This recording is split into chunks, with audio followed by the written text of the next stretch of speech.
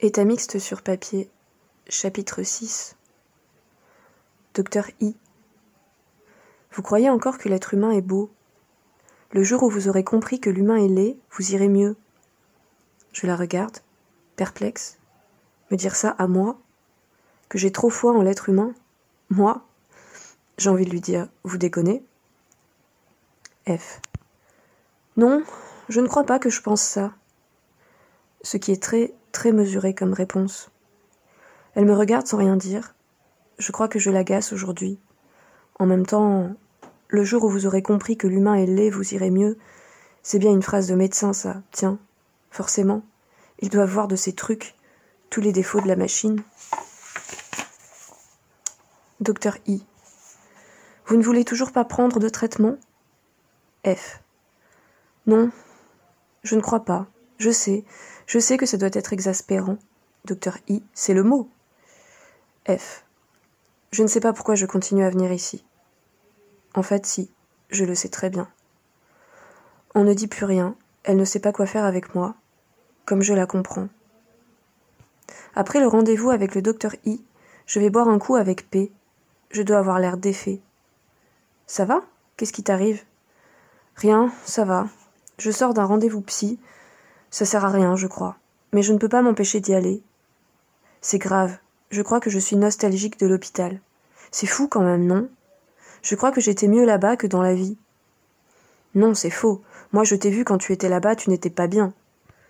Ouais. Ce qu'il y a, tu vois, c'est que j'avais aucune responsabilité. J'avais pas besoin de faire semblant d'aller bien. Je n'avais pas à prétendre que j'étais quelqu'un de solide, quelqu'un d'intégré dans la société, qui vit avec son temps, qui gère le quotidien. Tout ça, c'est des conneries. Je gère rien du tout. Je suis juste salement paumée. Mais il faut faire croire que t'es bien dans tes baskets, faire croire que tu fais des choses, toujours faire des choses, faire croire que tu t'amuses, faire croire que tu sais où tu vas, faire croire que tu es jeune, feindre l'enthousiasme et la décontraction alors que, je t'assure, je suis si vieille. Je suis fatiguée, triste, tellement désabusée. Et je ne vois pas le futur, l'hypothétique, l'avenir. C'est déjà tellement compliqué d'envisager demain, tout est tellement flou. Je voudrais juste parvenir à vivre le présent. Je n'arrive pas, je ne sais pas m'organiser, je ne suis pas quelqu'un de concentré, je ne suis pas organisée. Il faut gagner sa vie, je sais, mais je ne comprends pas, je croyais qu'on nous donnait la vie. Je croyais qu'on venait au monde. Mais non, il faut gagner sa vie, sinon quoi? Sinon on la perd? Je suis juste en détresse, là, et P le voit bien. Elle sait qu'à ce moment précis, aucune parole ni aucun geste d'amitié ne ferait le poids face au vide. On ne lutte pas contre le vide. On ne peut pas lutter contre le néant existentiel. On est juste avalé. On passe l'après-midi à fumer des joints allongés sur la pelouse. Je vois les nuages qui passent. Qu'est-ce que je suis fatiguée. Qu'est-ce que je me sens triste. Chapitre 7. Voyons voir. Qu'est-ce que je sais faire dans la vie? Bon, je suis dans une école d'art. Alors voyons, qu'est-ce qu'on sait faire dans une école d'art? Qu'est-ce qu'on apprend? Est-ce que je sais peindre, dessiner? Est-ce qu'on sait peindre? Non. On ne sait pas peindre. On peint, on évolue.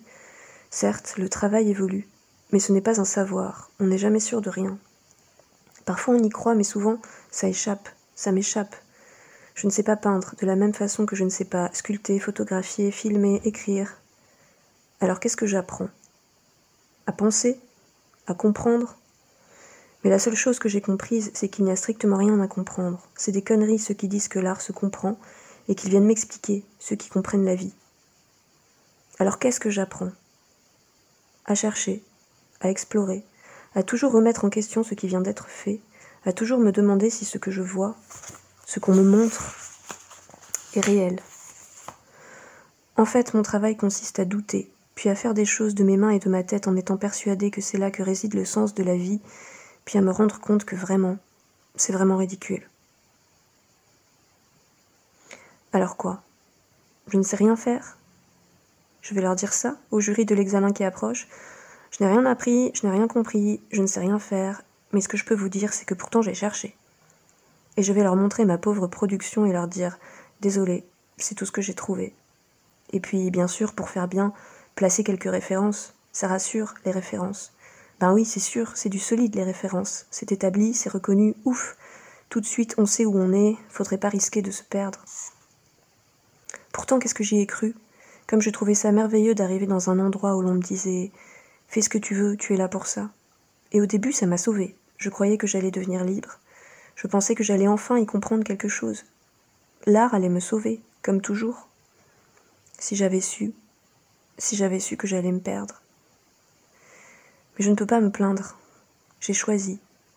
Mais est-ce que vraiment j'ai eu le choix? Chapitre 8. Finalement, j'ai cédé. Je prends un traitement depuis quelques jours. J'ai décidé de retenter l'expérience. C'est le début, c'est un peu magique. Beaucoup de choses me paraissent plus simples.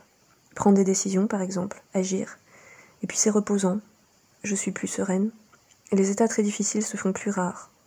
Je me sens un peu plus légère. Je sais que cet état ne va pas durer. Je ne sais pas pourquoi.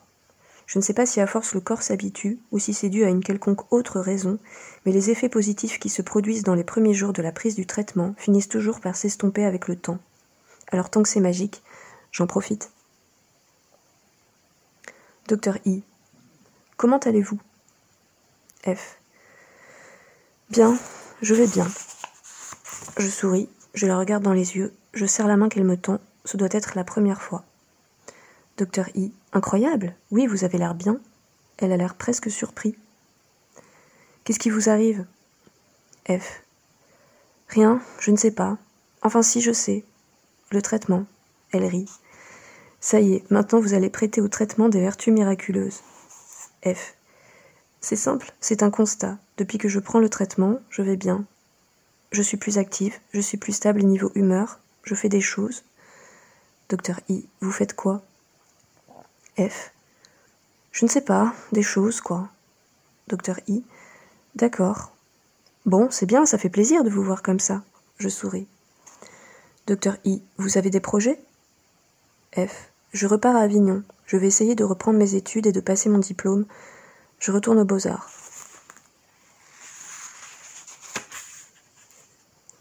Brûle ton passé et enterre les cendres.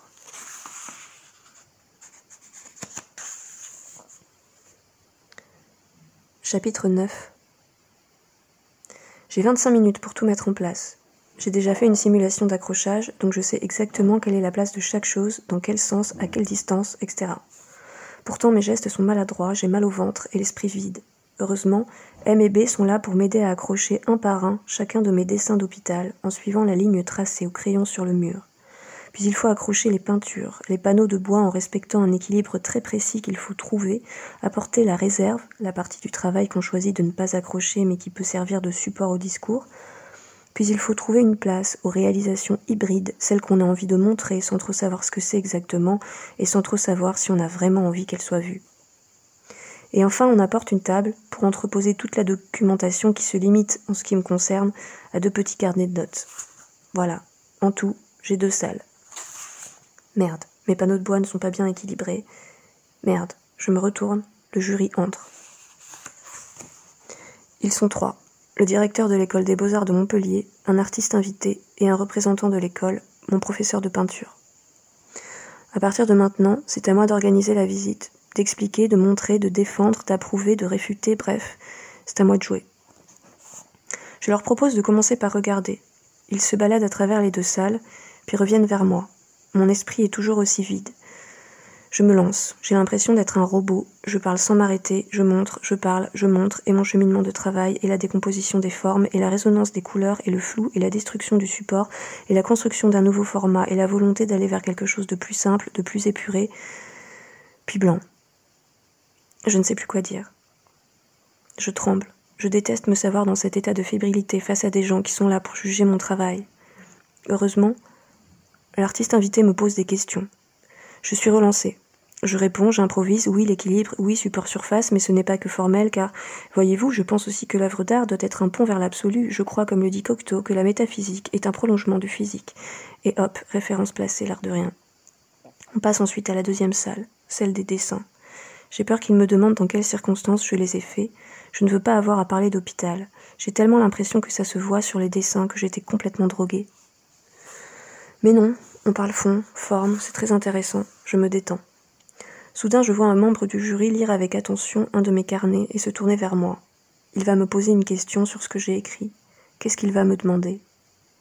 C'est vrai que j'ai un peu peur, parce que là, ce ne sont plus des références. Là, c'est moi, ça m'engage moi, tout entière. Mais laisser traîner nonchalamment ce carnet sur une table est un acte mesuré que j'ai décidé. Il s'agit juste de l'assumer maintenant. Il me lit. Brûle ton passé et enterre les cendres. Tourne 3 fois autour et laisse-les derrière toi. Un jour, longtemps après, tu reviendras en pèlerinage. Mais peut-être que tu ne retrouveras plus l'endroit. C'est de vous ? Oui. C'est marrant parce qu'en fait, il me montre les peintures. On a l'impression que vous avez envie de tout brûler, tout ce que vous avez fait, tout votre travail, et de passer à autre chose. Comme avec les dessins. Oui, c'est exactement ça. Alors allez-y. Vous avez là, il me montre les dessins, tout ce qu'il faut pour travailler, la sculpture, la vidéo, tout est là. Vous savez, c'est des gens comme vous qui peuvent révolutionner l'art, des gens qui ne savent pas trop ce qu'ils foutent là. Heureusement, l'artiste invité intervient. Attention, il ne faut pas non plus tomber dans le racolage. Le directeur se reprend. Non, c'est vrai, il ne faut pas tomber dans le racolage. Ils me remercient, je les remercie, puis ils sortent délibérés. Un quart d'heure plus tard, je suis convoquée. On discute. J'ai mon diplôme national d'art plastique avec mention. Merde, je m'aperçois que ça me fait beaucoup plus plaisir que je ne le voudrais. Mais c'est juste que je n'aurais jamais cru avoir une mention un jour, pour quoi que ce soit.